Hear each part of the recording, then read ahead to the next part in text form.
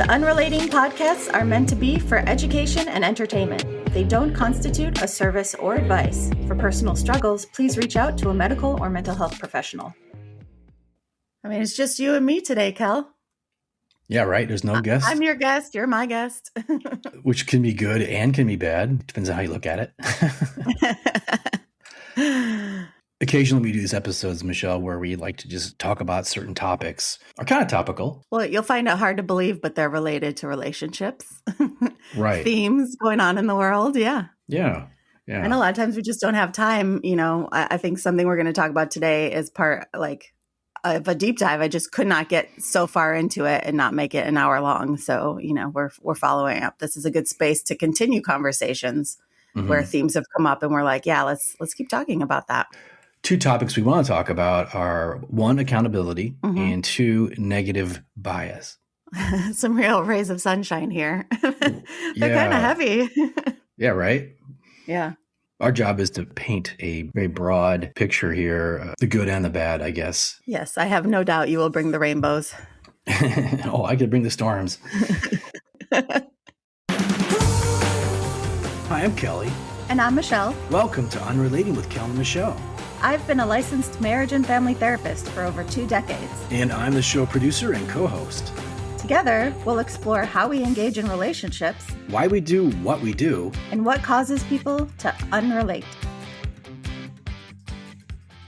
So let's start with accountability, Michelle. This is something that you had mentioned bringing up. Yeah, we could have 1,000 shows about accountability. That's how important it is. And we throw the word around a lot. And so as people know who listen to my deep dives, when we think of a certain concept, my brain tends to go to, well, what's getting in the way of me doing this concept? And so accountability is one of those things where there's just so much we stack against actually taking responsibility for our actions. So I wanted to go over that in more depth today, and the impact that not taking responsibility for yourself has on your relationships is huge. I guess let's start with, what does accountability even mean? Don't want to overcomplicate it. So I'm just going to say it's acknowledging that you're responsible for your behavior, your thoughts, your feelings, and also your reactions. It's saying the buck stops here. So I either did something and I need to be responsible for that action and take action to either apologize or do other things, or I failed to do something I should have done. It's almost one of those lessons you learn as a kid, like you learn from your parents or you learn from teachers, where you need to, this goes back to like preschool or kindergarten or even, your early first and second grade, where you have to learn accountability for your actions. And you don't quite know what that is until you actually experience it. Yeah. The whole concept of morals and right and wrong and all of that. But I would argue that from a very young age, we model excuse making. Mm-hmm. And we even do that to kids. We'll say, oh, those little boys, they were just being rough. That's how boys are. Or, we just make excuses not only for other people's behavior, we make excuses for our own behavior. A lot of times parents model not taking responsibility for their actions, like when they yell at a kiddo and they don't follow up with any kind of conversation or apology if they've been harsh. There's just so many instances of people shirking responsibility. We don't even have to go into the global scale of that, but particularly when it comes to relationships and just personal evolving and having emotional maturity. This is one of the biggies when it comes to being emotionally mature, is saying I am taking responsibility for what I do and who I am. Yeah, it seems like that would be a major shift in your mental and emotional state when you become somebody who becomes accountable. Like suddenly you're like, okay, I'm taking on the responsibility of my own actions, right? I can see a world where that shift happened to me. I can't say exactly when or where, but there was probably a point where I became very accountable for myself. Maybe it starts when you're in your teens, where let's just say you get your first job, right? And you suddenly are accountable to somebody beside your parents. And I like that you're highlighting external accountability. I think, as people become adults, they have to logistically become accountable for a lot more things. They have more obligations, more responsibilities. I think what we'll focus more on today, though, is emotional accountability. Mm-hmm. because that's the crux of kind of maintaining healthy relationships. And also the acknowledgement that we expect a lot of accountability from other people, right? Yeah. We want other people to tell us they're sorry if they hurt us. We want other people to step up and take ownership if they've done something wrong. We don't always hold ourselves to those same standards. Okay. So based on that, what would be some examples of emotional accountability? Being able to say, I'm sorry. That's a huge one. Mm-hmm. Being able to name the thing that you did and understand it. Not deflecting. Understanding the difference between an explanation and an excuse. I'll stick with those for now because those are important. Those are good But ones. again, oh, good. But I think this is something, as with many parts of being emotionally mature, this is something that people know already. You know, it's like the foundation of accountability. We kind of all know the ways that we shirk it, or maybe we don't. And so that's kind of why I wanted to talk about that piece. Is let's reflect on the ways that we are not taking accountability. What's getting in the way of that? Because there's a lot of psychological dynamics at play that kind of encourage us not to. There's something to be said for, you know, your brain saying not taking accountability is actually the better path here. And you having to fight against that to a certain degree. Can you give me some examples? Kind of one of the dynamics at play would be resistance to change. So change can be really scary for a lot of people, especially if you don't know what's coming next, where you went from something known to something unknown. So when change is hard or scary, your defenses can sometimes go up. And your brain will say, well, let's not do that scary thing that's new to me. So a lot of times when someone's facing the need to take responsibility for something, their brain says, let's not do that because, you know, that would change the dynamic here. Or I'm not used to that feeling. So a bit of an avoidance. So avoidance means you're not being accountable. Okay, I see that. So like a real world example would be like a couple. One person wants to be more intimate than the other or wants more intimacy in the relationship. And the other person is like, I don't know why it would be, but you might be resistant to that or something, or maybe, I don't know. But that seems like that person's not being accountable to their partner. Yeah, and I like that you're taking me out of kind of the micro piece that I was thinking, which is more of an internal struggle, less about accountability to the other person. But that's a great point. I would say, though, one of the biggest reasons we don't take responsibility for ourselves is ego protection. That's like not saying, I'm sorry, you mean? Like I can't be wrong here? Is that what you mean? Yeah, it is your mind telling you it doesn't feel good to be wrong. It's somehow like might challenge your idea of yourself as a good person, or I'm not the one that hurts people, or things like that. But when you feel accountable, that's you saying like, this is on me. I'm responsible for this problem or having caused my partner to be hurt. And that can really trigger our, issues with our ego, our self-esteem. It can definitely make us feel like humiliated or shame. And shame is a big one. So I can think of a million examples of myself or other people, the things they've done in retaliation of that feeling of shame. I don't know if you can relate, but yeah, when your shame is triggered, a lot of times you lash out. Oh, totally. Yeah. Yeah. And so that's part of ego protection. It's saying, oh my gosh, you've violated how I think about myself. You've made me feel bad for something I did. Now I need to, find a way to not think about it or do something. But ego protection too is also like, I'm strong, I'm a good person, all these things. And especially in this climate, oh my goodness, we're really having a hard time defining what strength is. A lot of different opinions on that. And so a lot of times admitting you were wrong feels like you're admitting weakness. Yeah. And so that triggers like, oh, if I'm saying I'm weak, that means I'm not strong. And then, you'd go down that downward spiral of trying to protect yourself from not feeling strong. Yeah. So you're being accountable to your actions, even if they could be wrong, and you could be in the wrong because you're protecting your fragile ego, which we've all done before. Exactly. I know I'm guilty as charged. Same. When I was thinking of like the times that I've not been accountable, it's because I'm fearful of potential consequences. Yes. Fear of consequences. That is a huge one. Because maybe speaking up could get you in trouble Yeah. or, Mm-hmm. it's one of those things we tell kids to do, like we were talking about earlier, is like take responsibility for yourself and you're responsible for what you do. Sometimes even as adults, we're scared. Are we going to get in trouble? Is someone going to, think less of us? So we very much avoid taking responsibility for that reason. I mean, at the end of the day, avoiding a consequence just delays a consequence.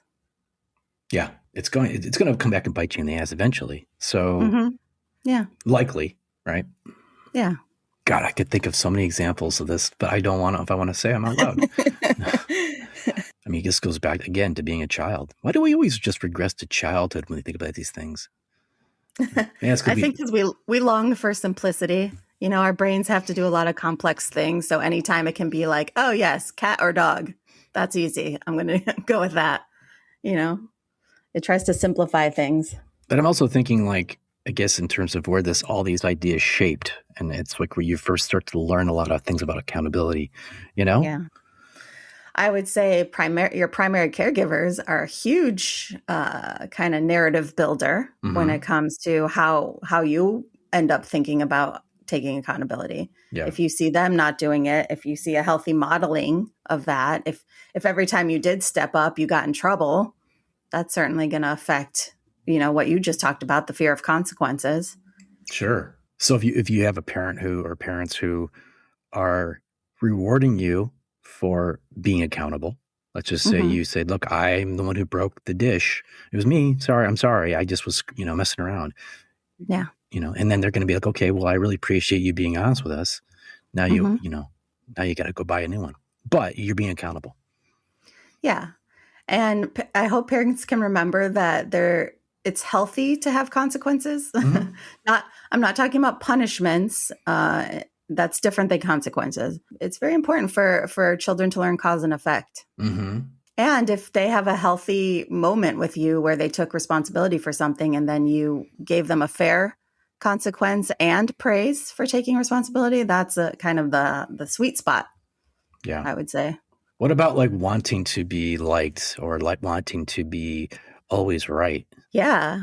Think about it. If you are worried about someone's opinion changing of you, that's going to affect whether or not you show weakness, if that's how your brain is conceptualizing taking responsibility, or even if you say, I'm sorry, how is that going to land? It's just easier to double down sometimes for some people in being wrong than it is to show vulnerability. Yeah. God forbid you look weak in any way, or God forbid you right. You don't come across as perfect. And it's not just about wanting to be liked. So, just replace it with whatever word kind of motivates you. So if it's wanting to be respected, wanting to be admired, wanting to be considered strong, if that's keeping you from taking responsibility, it's worth looking at the cost of that.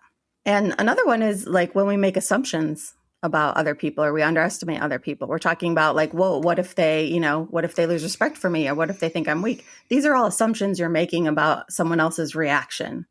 And I think we can agree that making decisions based on worrying about other people's reactions isn't going to always turn out the best.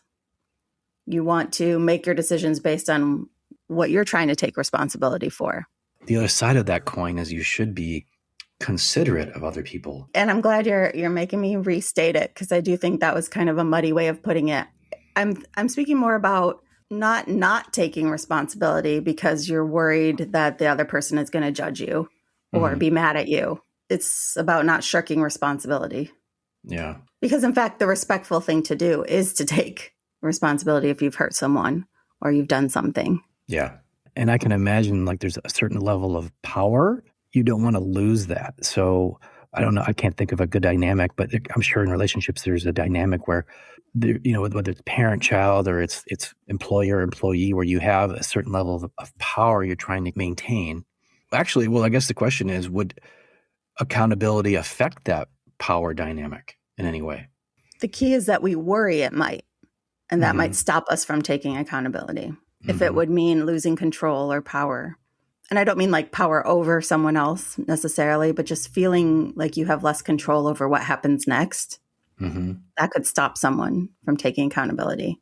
I think, too, the idea sometimes why being vulnerable is so hard is because you're basically saying, okay, if I open this, if I take my armor off, you could hurt me now. Mm-hmm. I'm like deliberately giving you a chance to hurt me. And that also has something to do with control. Like I'm giving up the control to protect myself if I'm too vulnerable, because now you can use this against me or you can hurt me with this. So I understand why it's difficult to be vulnerable. We talk about, oh, it's important, but I also want people to understand, like, I get that that's a hard ask. Accountability, it takes a certain level of maturity, I think, that you have to reach. And it may take you a little while. It takes a lot of learning. And this is something you just learn through experience. You don't just automatically become accountable, right? You need to kind of you need to crawl through the muck to get to the other side of this. Yeah. And we have to understand the very real world consequences of the trends that society is going towards. Mm-hmm. And right now we are moving towards more mistrust of others.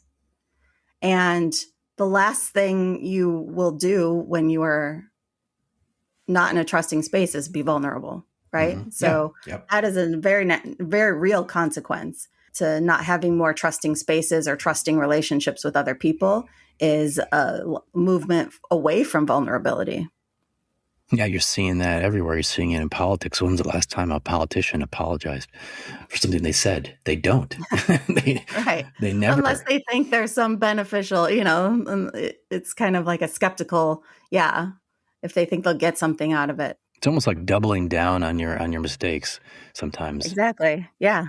And not being accountable. And you got to think what the impact on your relationships in your life are if your, defensive walls are getting stronger, not tearing down, Mm-hmm. And there's a time and a place to be vulnerable. I'm not saying that people need to just be raw, open wounds as they walk through the world, but it's certainly making it harder for all of us to feel like we can take responsibility in a vulnerable way when there's so much there's an onslaught of people telling you to blame others instead of taking responsibility. And you see people getting away with things that they should take responsibility for and they don't. And so that's very disheartening. And even though we may think it doesn't affect us, all of these messages floating around in the ether really can impact our narratives about what's going on. So how do you, as a therapist, work with clients who have some accountability issues they need to address? I would say almost every client and every human has accountability issues they need to address, right? There's always some place in our lives where we could probably step up more, or where maybe we didn't have the right response, mm-hmm. or the most kind of healthy and effective response to something that we did. I do like motivational interviewing. It's a technique mm-hmm. and it's a model that I tend to use in terms of, trying to ascertain what is someone's motivation to change. And when you're talking about that, that's when you think about, okay, what are the things I can control? What are the things I can't? What are the things that I have to take responsibility for in order to make that change? If I decide, I want to change something about myself overnight, that's not going to happen. So there's going to be a series of steps I need to take. And that's where we talk about the accountability piece. Mm-hmm. Also, when I work with couples, that's a huge part of the conversation. It's like, what are you going to take on that you need to do? We can vent and we can focus on the things that you're not getting or that your partner's doing wrong, or, that you feel resentment or slight. But at the end of the day, if you're going to remain a couple and have a healthy, respectful relationship, then there are certain things that you yourself are going to need to adjust. Yeah, I was specifically envisioning couples when I asked that question because it seems like that's where accountability is really going to rear its ugly head. And it's like, how is each person bringing 50% into the conversation, right? And they accountable for themselves and their behavior and their actions and the words that they say or don't say. So there's a lot of accountability. Certainly people need to own. And again, I'm only thinking. Own your shit, people. Yeah, exactly. Don't try to protect your ego. Don't try to be fearful of consequences or whatever. You just own it. I mean, this is really a lesson in integrity too, in many ways. Yeah. But it's like, that's why we're talking about what gets in the way, because own it in spite of the fact that it might feel shitty to feel, shame or embarrassment of what you did. Own it, even though, it might mean you have to say, I'm sorry, or, feel responsible for hurting someone else. Mm-hmm. All of these things, own it anyway. Mm-hmm. And it's hard because I've felt this myself. I know a lot of clients have. When you're in a relationship, you have these resentments kind of building up, then you feel less gracious, less willing to make your changes because you want to see changes in the other person. Mm-hmm. I can think of just so many examples. I don't know what to pick, but. Sure. I've also heard when it comes to crisis management with businesses or organizations or even people, the first thing they say you should do is own it. Own the mistake. Mm-hmm. It's a huge leadership skill. Right. The buck stops here, you know? Phase 2 is, okay, what are you going to do about it? Mm-hmm. Yeah. How are you going to fix the situation? And if all else fails, do unto others, the golden rule. If you want your partner to take responsibility, if there's changes you'd like to see in your partner and you think that they should make those changes, then hold yourself to that same standard. Do unto others? Is that what you're saying? I don't know if that made sense. Well, you talked about how you work with your clients in terms of being accountable. What are some action items, or what are some ways that we can think about this in a way that isn't so complicated and just it's kind of an aha moment? Yeah. I don't want to oversimplify, but I would break it down maybe into 2 categories. There's being accountable for something you're trying to achieve. Mm-hmm. And so breaking that down into steps, what do I actually need to do? What can I control? How do I get to that goal? And that could be, achieving something in your relationship, achieving something in your personal life, really saying, I am going to work on these things to get me to the goal I've now stated for myself. Mm-hmm. That's one way of taking accountability. The other category would be when you've hurt someone or you've done something not so ideal. How do you take accountability for that? We need to get more comfortable with being able to say, I'm sorry, and mean it and not follow it with an excuse. We need to be more comfortable with tolerating the crappy feelings that come with admitting I was wrong. We need to be more attuned to our partners, to our children, whoever that relationship is, to have empathy and understand why they may need that accountability from me and why that would benefit both of us and the relationship for me to step up in that way. Yeah. And we need to just be more aware of these kind of triggers and obstacles we just talked about. And if those are what's coming up for you, if it's ego protection, if it's trying to maintain control, if it's wanting to be liked, whatever, all of the things we talked about, if you're noticing that is stopping you from saying I'm sorry or being accountable, really try and counteract those somehow. Talk yourself down from them. Find ways to have some self-compassion.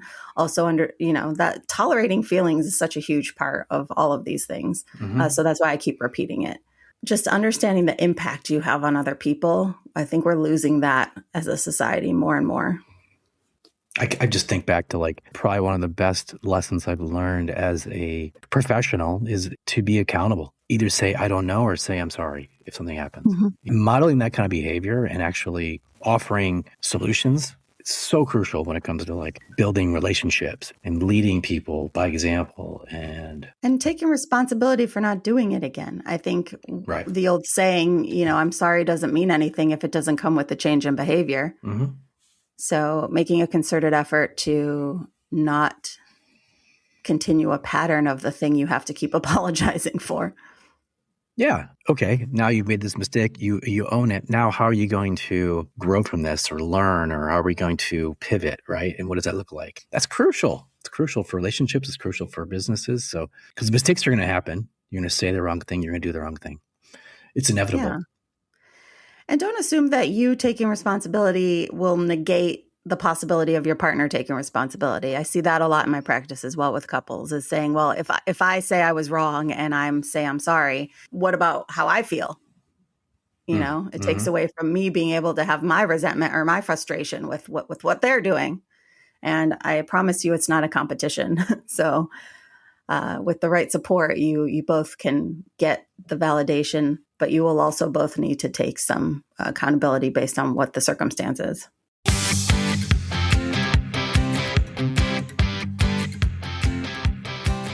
Well, another conversation that I wanted to have with you, and this is something that kind of I think feels more topical. It seems like it's an ongoing issue right now. The concept of negativity bias comes up quite a bit. And I've heard this term a lot more, Michelle, and it seems like it certainly plays a huge role in our culture and in our psyche. Yeah. Mm-hmm. And I guess we can start by asking, what is negativity bias? Do you want to? What is negativity bias, Kelly? Do you want to describe it, or shall I? You go ahead. All right. Well, I think it's our brain's tendency to be more strongly influenced by negative experiences versus positive ones. Does that sound right? Exactly. Yeah. Okay. Yeah. Simply put, it's, bad things hit us a lot harder than good things. And I think it's a survival mechanism that goes back millions of years. Like, for example, for our ancestors, like missing a threat, whether it be that saber-toothed tiger or another tribe or whatever, that could kill you, right? Right. Super high stakes. Right. So our brains have evolved to be vigilant to danger, so that negative information gets processed more thoroughly and stored more vividly than positive information. Our brains are wired to be very aware of danger. Yes. Add adverse childhood experiences to that, and then you have trauma and physiological brain changes in a child that are not insurmountable in terms of, bouncing back. But we do have to think in the context of a lot of us now being in survival mode all the time or most of the time. But I guess even that would be a negative bias, right? Totally. Based on your definition. Yeah. If I just said all the time, and that is clearly not true. Right. So right. I did it. I just did that. Quit being so negative, Michelle. I know. I think a little bit of negativity is good. I mean, but you need, or maybe it's skepticism or whatever you want to call it, but that's so you don't get taken advantage of by people. Or that's so you don't get hurt by people. It's called situational awareness. You're aware of what's going on around you. You're being vigilant. Yeah, which is opposed to what you were saying about negativity bias, which is assuming everything is worse than it is. Right. Yeah. So let's talk about how we do think about negative events longer. We remember them longer and in more detail than positive ones. And why is that, do you think? Part of it you already answered. Kind of evolutionarily, it's important for us to scan for threats and to not just scan for them, but remember them. I think what's contributing the most to our negativity bias is the rise of social media that is deliberately feeding us this things that confirm our worst fears, or, the things that are angering and frustrating us keep coming up on the feeds more and more. Right. No, and that's why I want to bring this conversation up, because it is very topical right now. And it feels like, negative feeds, negative information gets way more engagement, gets more clicks than positive. That's a fact. And there's algorithms that are they're promoting how we get what we get engaged and how we get engaged. So when we're scrolling, we are seeing, especially if you click on it, you're going to see more of that, right? They used to say in the news, if it bleeds, it leads. That's a very common phrase, and that's very true. Yeah. It's very true. And rarely do you hear good news. You hear a lot of bad news. Yeah, and I get that's not a new concept in the media. It's just so disappointing and it angers me so much. It feels like a dereliction of duty for journalism and media to just be such a cesspool. Again, not taking accountability for the power that they have for sharing information. Because I think of people I know that don't have social media. They're just living their lives without the onslaught that we're always talking about. But even when they hear snippets of news, maybe it's just local news in their small town, or even that is just a cesspool. And so you'd have to be completely disconnected from society, I think, to not have this affect you. Oh, totally. Yeah, another argument to decouple from our devices a little bit more. I mean, certainly I'm trying to do that a bit more now. especially being aware, again, this is why I'm bringing this up, but just being aware of this as an actual thing certainly can help rewire our brains to say, okay, I know this is bad. What I'm seeing is bad. It doesn't necessarily mean everything is bad. The result is the news that we consume is wildly unrepresentative of what's reality. As much crime and disaster as we see in the news, the fact is that in a lot of cases, crime is down. Things are actually getting much better. But we just don't hear those things, right? That's why people are so shocked when they hear facts or statistics that sound untrue. When you do say, like, so-and-so's state crime is down, people are like, well, how is that possible? So then they start to doubt facts. Fake news, right? Right.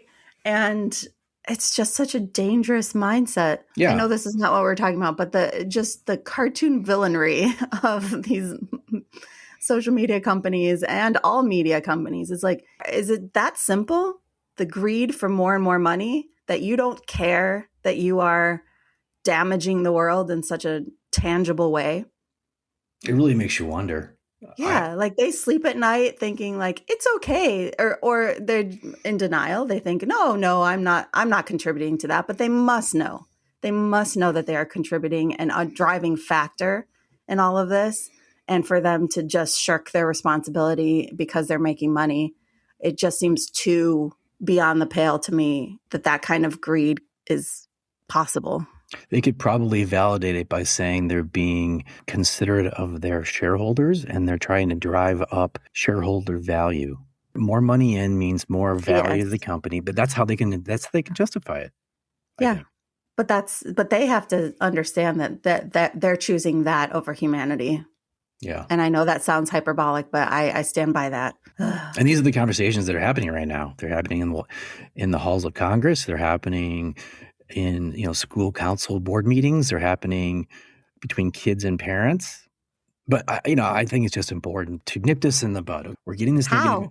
Yeah, we're getting this negative information. Well, we're okay. Build awareness. What's the first thing you do in a campaign? You build awareness, right? So we're building awareness. We're saying this is what's happening. Again, I try to do that. I try not to doom scroll, Michelle. It happens. We're all addicted to our devices. It's to some degree, right?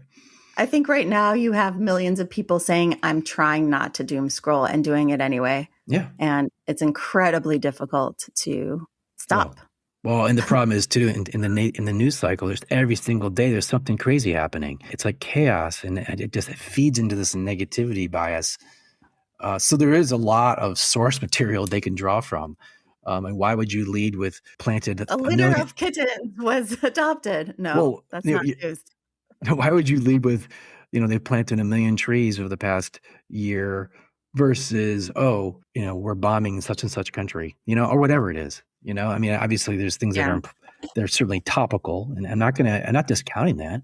I personally have experienced this negative cycle where you see things, you think things, you see things, you think things. Thoughts actually influence behavior. Right. And so you see bad things, it's going to make you depressed. It's going to make you angry. And anger is not necessarily a good emotion to be carrying around every day, all day.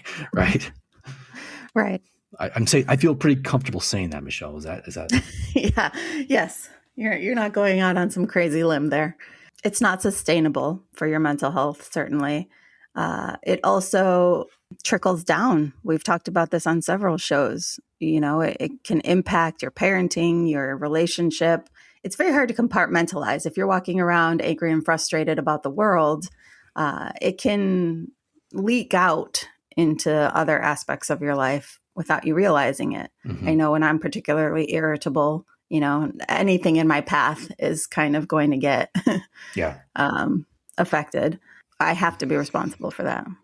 So I guess to wrap this up, Michelle, this is obviously an important topic. We could spend another hour talking about it, but really what can we do as people to counterbalance this negative bias or negativity bias? The first thing that comes to mind for me personally is be intentional about my media consumption. Yeah. Limit your exposure to the bad thing. Right. What does that look like in practical terms?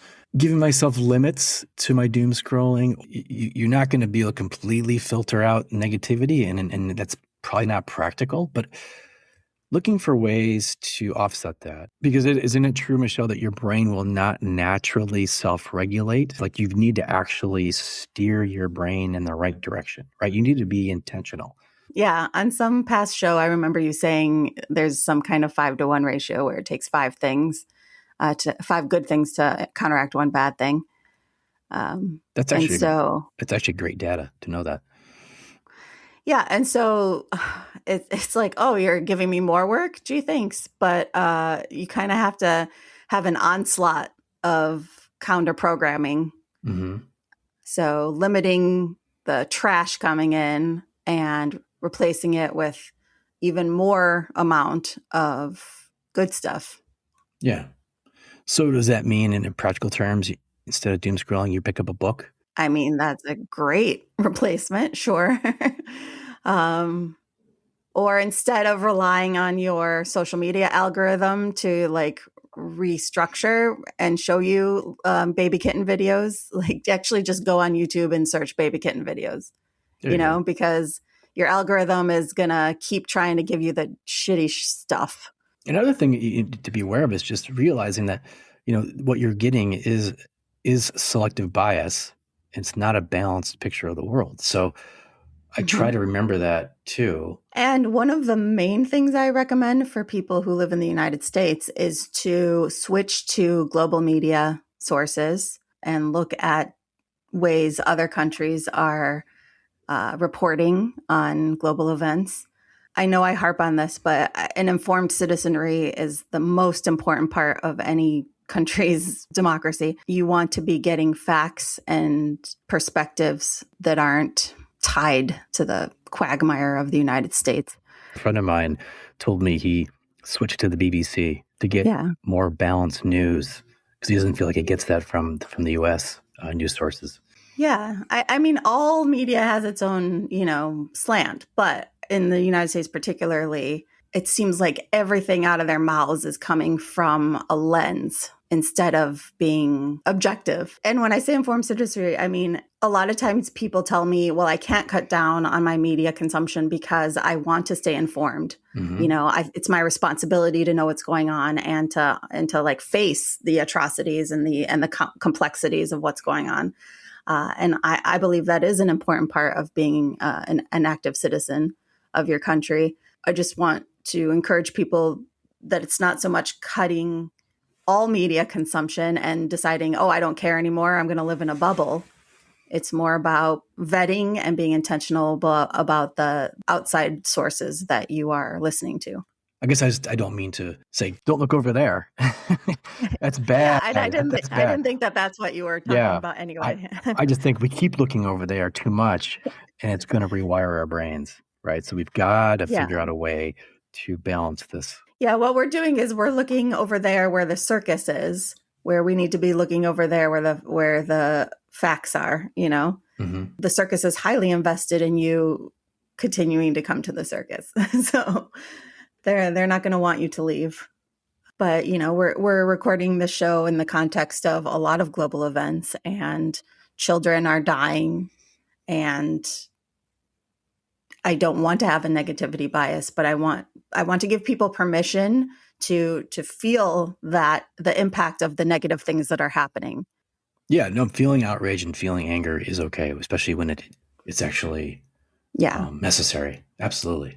If I can tie this to a more, we've been talking really macro about this, but if I can tie this also to just mental health, sometimes people who are experiencing anxiety symptoms or depression symptoms may also have an attentional bias towards that. And so this is why some people recommend mood logs or things like that, so that someone can break down their day. It may seem crude, but how often they're actually having the depressive or anxiety symptoms. And what a lot of people have found is they're overestimating how much they're feeling that feeling. It's like journaling. It's like journaling. Could be journaling. A mood log is just where kind of you check in with yourself every 5 or 10 minutes or an hour, whatever works for you, and you write down how you're feeling. And so then you get to reflect on that log and say, actually, I've been defining myself as I was depressed all day. But then I look at this journal or this log and I say, you know what? I was actually depressed maybe like 25% of the day. Mm-hmm. And again, I'm not talking about people with severe symptoms. For some people who are struggling with those symptoms on a milder or moderate level, it can be helpful to keep that negativity bias in check, to say, actually, I didn't spend the entire day feeling X, Y, and Z. Mm-hmm. I had a little bit more variety. There was more nuance to it than what I'm giving myself credit for. And that can sometimes build on someone's resilience or their ability to overcome what they're going through, in the sense of, I'm overestimating how much this is affecting me. Mm-hmm. It's like a little mental check-in every 15, 20 minutes or every half hour? It totally depends on what the person can do. Okay. I mean, yeah. Sometimes when you're severely depressed, you go minute by minute because that's how you feel you can actually survive the day. Mm-hmm. But yeah, when we're talking about outsizing harder emotions and saying, oh, I felt angry all day. And then maybe you can give yourself some evidence that that wasn't the case. You were angry maybe 3 times in the day, but it felt outsized. And so then I categorize my whole day as being angry. So you have to watch these kind of mental traps or overgeneralizations about how bad things are, while also not minimizing if they truly are that bad. It can also help because some people think of themselves like, oh, I'm just a depressed person, or I'm just an anxious person. So now they've defined themselves that way. So sometimes breaking it down to say, okay, how often is this actually happening, can untangle someone's identity from their symptoms. Mm-hmm. And that can be a mental break for someone to then be able to move forward with their treatment plan. It's a good takeaway, a good action item. This conversation has really helped me with my negativity bias. Yeah. Well, to have one more thought about what I just said, one thing that can do too is when you realize maybe I'm outsizing these particular feelings, is it may instill hope.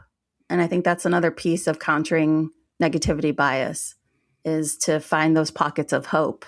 I don't want to go so far as to say optimism. When we have breaks from the negativity, that can positively reinforce for our brain that other breaks are possible. Yeah. Or that recovery is possible. Yeah. And that can help with forward momentum towards well-being. Yeah, I firmly believe in optimism and glass half full and what could go right versus what can go wrong sometimes. Yeah. And I so appreciate that about you, because we've had conversations on the show and off the show where my brain is starting to go a little negative, but you bring it back. I know I call you a Pollyanna, but it's a very I'm just naive. Nice. No, it's also a good reminder, because negativity bias just kind of gets you into a habit. And when someone shakes you out of it for a second, you're like, oh yeah, I don't have to be thinking that way. There is another way to look at this. Well, thank you, Michelle, for this insight. This is obviously an important topic, and I'm really glad we bring these up, especially nowadays. I think it's so important. I'm certainly not immune to this, negative news. These are topics we want to talk about. Please feel free to reach out to us, and we're here to help. If you're struggling with family, friends, or just life in general, in a bad relationship and wondering what to do, or you want a relationship and to set yourself up for success, then we want to talk to you. So make your appointment on Unrelating. To be a guest, ask a question, or recommend a topic, drop us an email at theunrelatingpodcast@gmail.com. And be sure to follow us on Instagram and YouTube.